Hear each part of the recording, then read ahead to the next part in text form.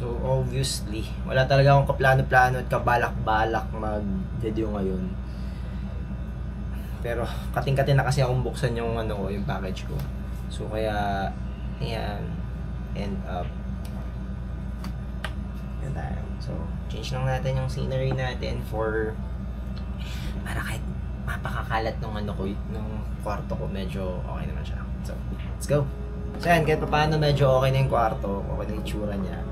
And gusto ko lang i-share sa inyo yung dumating na package natin. So, dumating na yung aking hintay na keyboard. Siguraduhin lang natin sa akin ito nakapangalan niya sa akin yun. Okay.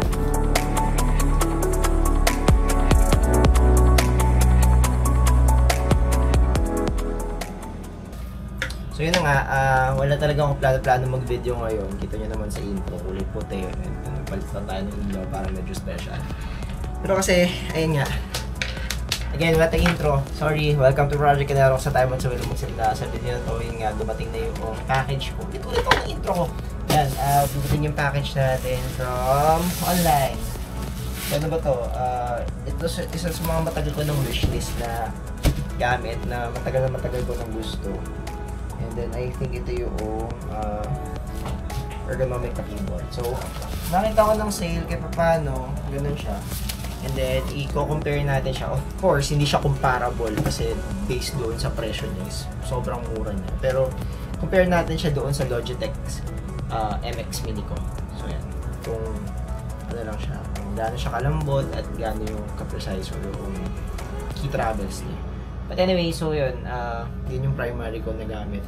And then, meron pa ako isang hinihintay na ergonomic mouse. So, sobrang fan talaga ako ng mga ergo items. Kasi nga, yun yung mga yun yung talagang gusto ko dahil nagano ako, developer ako, and then, programmer, and then based on my experience, mas matagal talaga yung oras na nakaharap ako sa PC. So talagang ni-invest ko talaga yung mga gamit ko na dapat meron akong ergonomic na items. So sa iba, sabi nila hindi daw siya ganun ka nakikita or hindi naman din daw nila, wala din naman daw kaibahan. Pero sa akin kasi meron naman. Especially nung gumamit ako noong nagtatrabaho ako ng vertical mouse, and then yung hindi na ako gumamit ng normal mouse. So, meron akong isa, yung from Elevant, MediaCare mouse. So, ito yung kaunahan na akong vertical mouse. And then, syempre, meron tayo ng MX Massive. Okay. Anyway, hindi yan yung ating ng video. But, itong BB na mouse. Gusto natin siya. Nga lang, medyo hindi ko nagustuhan yung packaging kasi sira siya nung dumating. Pero, mukhang safe naman. So, let's go! Okay.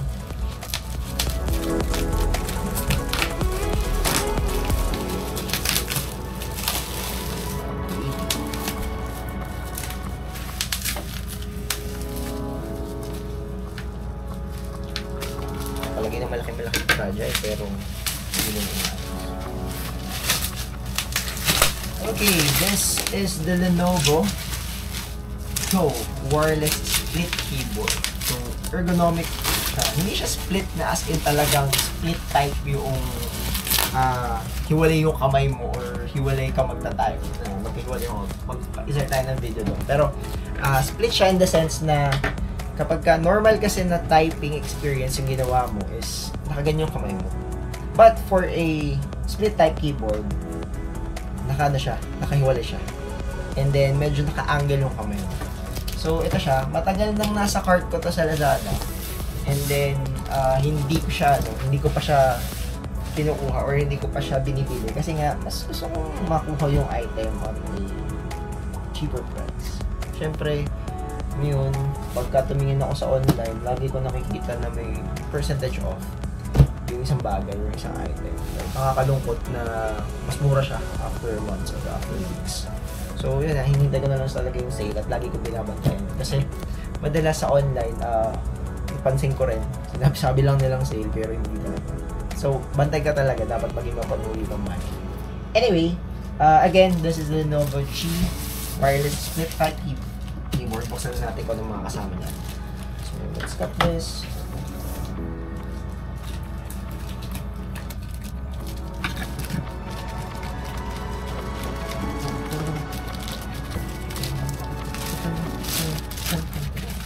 lang hindi ko magustuhan pagkaka-deliver niya kasi yan. Probably yung item sa loob is okay. Pero hindi ko in-expect na ganito yung package niya. Kasi a few moments later. yan. Hindi ko in-expect na ganito yung packaging niya. Well, kasi wireless keyboard siya. Pero yun nga, si MX Mini Key is ganito lang kaliit. Siyempre, kung kailangan mo yun, din siya. But anyway, in-expect ko malaking keyboard siya. At sana kapag ipinasok ko siya sa loob ng drawer ko, or yung drawer nito, drawer kasi ito, kasha siya. But anyway, sabi natin yan. Siya dito. And let's go. So siya.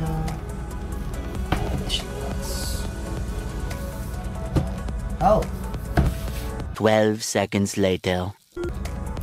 Okay, that's great. Now, bukas natin, ang makikita natin sa loob is natin, ito na siya, another box. Okay. So, Lenovo Go wireless split keyboard. Check natin siya. Pag ilabas mo, open mo.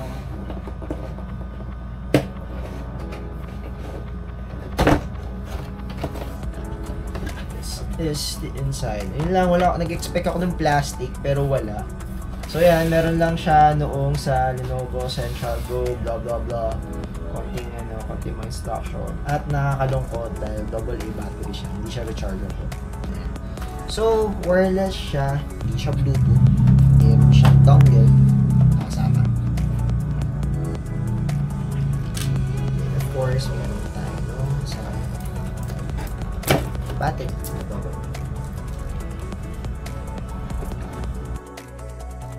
Siya rechargeable. Yun lang yung unang nalungkot ako sa kanya nung nakita ko. Pero, man, ang ganda niya. Kasi gusto ko lang talaga ma-experience ko ng feeling ng mag-type na nakatagin. So, wala siyang backlit. Hindi siya, wala siyang ilaw. Wala siyang backlit light. Tulad ni Logitech. Pero for the price, masaya na ako dito. Kasi, again, for starting lang naman siya, kung gusto mo na, or kung gusto ko lang na ma-experience kung ano bang feeling ng split type or nakahiwalay. Kasi eventually gusto ko talaga, talagang literal na split type na keyboard yun. Talagang nakahiwalay yung kamay mo, may biyak siya. Share tayo ng video nun, or ng photo nun. Then, at gaya na sabi ko kanina, I hope kasya sa drawer ko. At mukhang kasya naman. Yay! Kasya sa drawer. Kasi na ako. Primarily naman, ito ay gagamitin ko sa akin PC. So, sa akin desktop. Nga lang, again, nalulungkot ako kasi hindi siya Bluetooth. Dongle siya. Hindi siya Bluetooth. Dongle siya. So, check natin kung mayroong mas hiwalay na unit na. Pero again, this is just for a starting experience. At gusto ko rin naman talaga ng keyboard na hindi siya Bluetooth. Bakit? Kasi may times na talagang nahirapan ako mag-Bluetooth dun sa aking unit. Bilis lang natin yung Lenovo. Siyempre, check natin yung battery.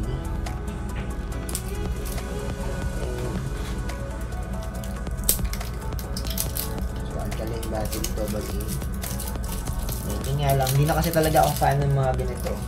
Dahil yung previous mouse ko, ito yung unang mouse ko na vertical mouse is battery. Though, ilang weeks din naman ilang weeks or ilang buwan, itatagal naman yung battery niya bago siya i-charge. Pero, yun. Maganda lang kasi kung may extra kang battery, kung di battery yung unit mo o yung peripherals mo, such as keyboard or mouse, magpalit ka lang ng mouse or magpalit ka lang ng battery. Hindi mo na siya kailangan charge. Palitan mo lang ng battery, all goods ka na. Magagamit mo pa rin yung samantala lang sa mga rechargeable kapag low-bat siya, kailangan mo makita. So again, try na natin siya.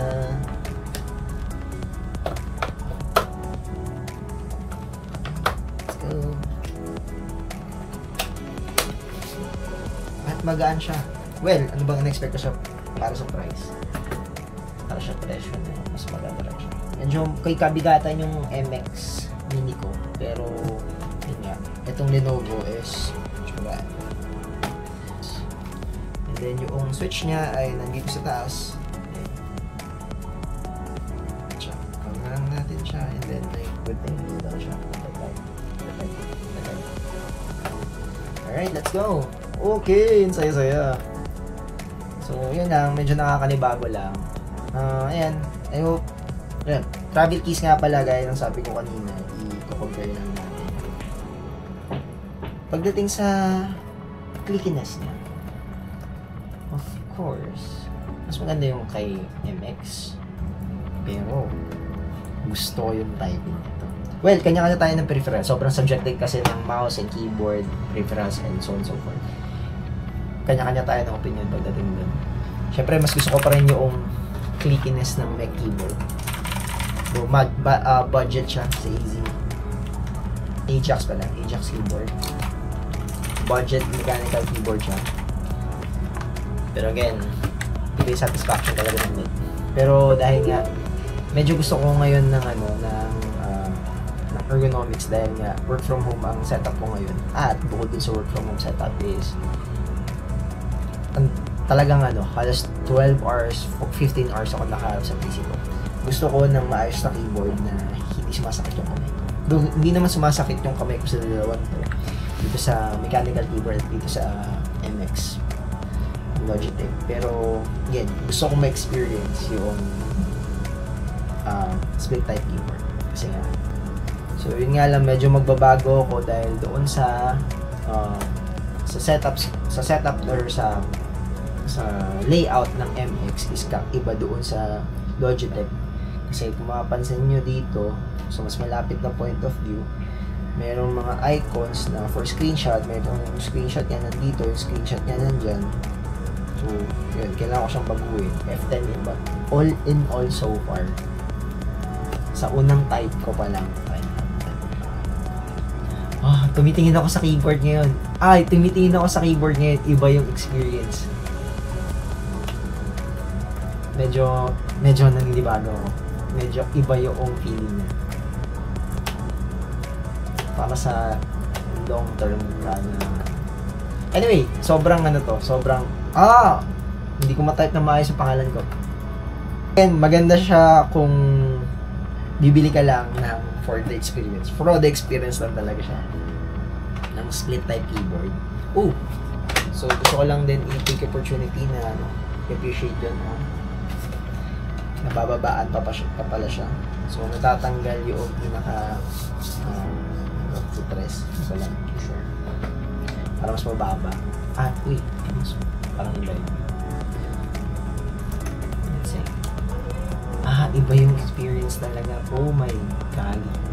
Ako talaga, sanay naman ako dun sa talagang regular positioning ng daliri mo pag nagta-type. So, hindi talaga ako tumitingin pag nagta-type. Kasi nga, sinanay ko na yung sarili ko nung college pa lang ako. Kasi nga, sabi ko, as developer, mas makakabilis or as programmer, mas makakabilis ng pagsusulat ng scripting. SQL script or C# script or kung ano man yung gamit ko na. So, experience muna natin to, and so far, natutuwa ako when it comes sa typing experience. Medyo kailangan ko lang, dahil naninibago ako sa positioning dahil nga nakatagilid siya, and then I hope makapag-adjust tayo. Shoot tayo ng ibang videos for this one kung kamusta ba yung experience. So, let's go!